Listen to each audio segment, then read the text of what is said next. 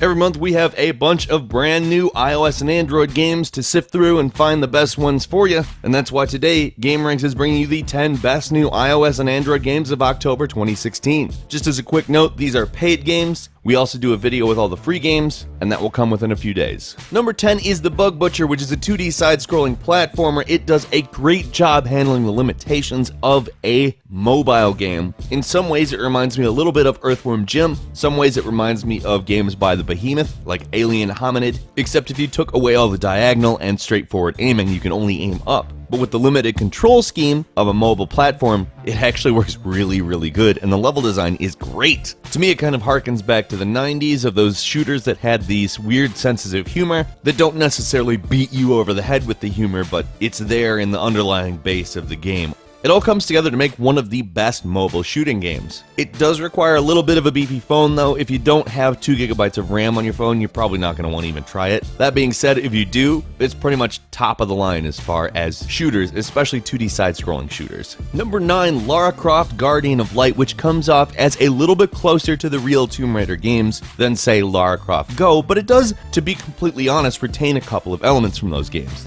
The puzzle solving actually comes off a little bit as somewhere in between Lara Croft Go and a full-blown Tomb Raider game. However, this is something that has a lot more action than the Go-style games, as well as an actual full-blown narrative. Now, the narrative focuses less on Lara Croft herself than the game since the reboot, and more on the tombs and the lore and all those types of things. And some people actually say that that's the thing they want out of the reboot. To be honest, I love the reboots. But I also love the older games, and I also love Lara Croft Go. So to be completely honest, something that sort of hits in the center if you triangulate those things, it's great. I really enjoy this game. It's a lot of fun, it's fast-paced, and it feels pretty much like it should. Controls handle even better than they look like they handle. It's a dual stick shooter, and it is awesome. It plays so good, seriously. If you got $4, it's worth it. Number 8, Dragon Sinker, which will absolutely fill the void that is left by NES-style Final Fantasy. Obviously, there aren't any more of those at the moment. It's got a simple story, and it's pretty much mechanics-based, and the battle system does exactly what you want it to. I mean, exactly. Now, I will say the graphics are a little bit better than an actual 8-bit thing. The color palette is much wider, let's just say. But it does go a little bit beyond the NES Final Fantasy games as well, in that it brings in a job system with quite a few different jobs, 12 different party members, and honestly a pretty cool world map. And it probably could be just a little bit longer, but it provides a challenge and it scratches an itch. I really enjoyed it. Number 7, Crap, I'm Broke, Out of Pocket is kind of, in its own way, a love letter to the millennial experience. It's kind of like a depressing version of Mario Party. All of the mini games are kind of, well, oriented towards having small amounts of money to pay your bills. All the mini games are actually really engrossing, and I find myself stuck on them.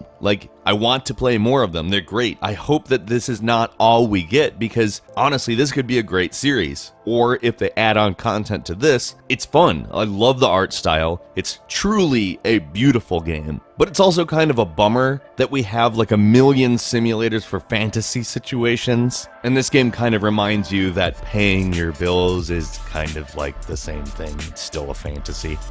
But it's fun and it's beautiful. So it's definitely worth it, if not for the depressing undertones, but it's great. It's enjoyable. Number 6, Insult Simulator is like what would happen if you made insulting people into a fighting game. It's kind of a puzzle fighter style combo thing where each character sort of has different weaknesses, and the idea is to assemble an insult that actually gets to them.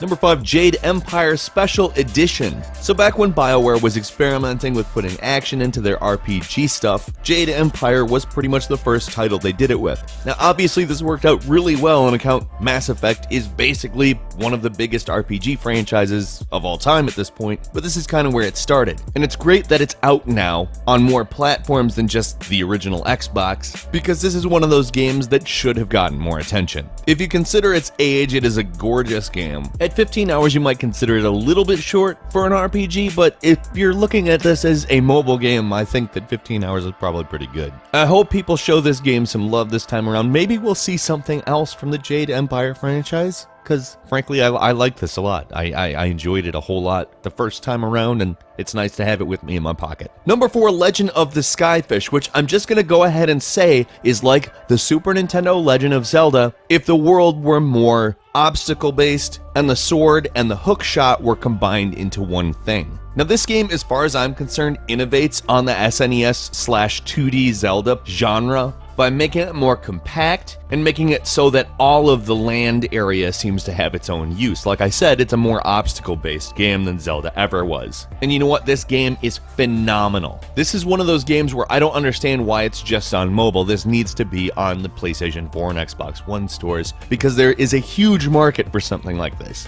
I enjoyed the hell out of it. I'm gonna play this game and replay this game and replay this game. It's got 45 levels, great boss fights, and when I talk about scratching an itch, this is like if scratching an itch were a permanent thing, if you could never have an itch again. This is fantastic. If you like Zelda, play Legend of the Skyfish, period. Number 3, egg, which is the sound that you make when you vomit, because this is a platform game about vomit. It's a 2-touch game, so the controls are incredibly simple. The game revolves around covering everything in puke, and yes, that's an accurate description of it. The 2-touch controls are great because they have context-sensitive jump buttons, and the art style is actually gorgeous. It reminds me of a modern Adult Swim cartoon, but at the same time, it has the sensibilities of something from the 90s with, you know, a lot of gross out humor. It's a bizarre game, and the best way to explain it is that you shouldn't be worried about realism, or physics even really, because to call this accurate wouldn't be. There's a lot of puke, and it's funny, and it's fun. Number 2 is Banner Saga 2, which if you know from what we've talked about on the PC, Banner Saga 2 is a great game, and this is a fantastic port of it. They've done a very good job making it playable on a mobile platform with a touchscreen, and if you have or haven't played Banner Saga 2, this is definitely a game that you're going to want on your phone. It pretty much improves on the original in every way, from the characters to the battles. I would say especially the battles, which have really been opened up regarding possibilities, and, well, I love the story. I love the music. Banner Saga is going to be something that I hope they do for a very long time, because it's just phenomenal all around. It's great to have it on mobile. And finally, number 1 is Infinite Tanks! There's so many tanks, it's an inconceivable amount of tanks in this game, and it lives up to the title. This is not a simulation game, it is much more arcade-oriented and just